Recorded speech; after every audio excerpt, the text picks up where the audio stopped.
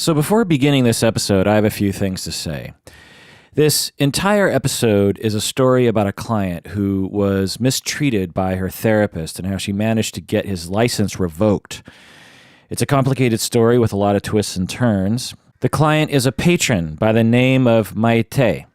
It's spelled M-A-Y-T-E with an apostrophe. She gave me, not apostrophe, accent. She gave me permission to tell her story in this episode. She told me that she wanted her name to be read on the podcast. She wants to stand tall and be proud of what happened. She doesn't want to hide anymore. She knows that she has nothing to be ashamed of. It's the therapist who has something to be ashamed of. And I highly commend her for allowing us to tell her story as a client underneath this unethical therapist. She wants to raise awareness of the way therapists mistreat their clients. She wants to raise awareness about the complaint process. She wants her story to be a warning to therapists and a warning to clients, incidentally. She wants therapists to stop mistreating their clients, and she wants the mistreated clients in the world to know that they have the power to seek justice. In this episode, I'm going to tell her story. I'm going to read his progress notes, actually, because I have access to that.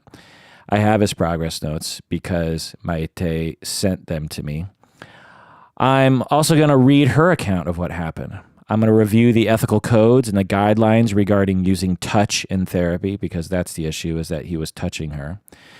I'm going to review other ethical codes involved in this case. I'm also going to talk about the complaint process that she went through.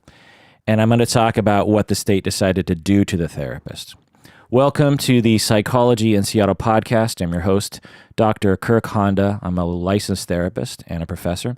This episode is just for patrons of the podcast. So if you're listening to this and you're not a patron of the podcast, this episode will end before the content begins. If you want to hear the full episode, you have to become a patron of the podcast by going to patreon.com. That's patreon.com. When you go there, you'll get access to this episode along with hundreds of other patron-exclusive episodes. If I'm reading it right, this episode is going to be 2 or 3 hours long. And so if you're interested in getting bang for your buck, I think you're going to get a lot of bang for your buck in this instance. So go to patreon.com and become a patron and get access to this full episode. And remember that a portion of your monthly pledge goes towards various charities that we support, including petfinder.com.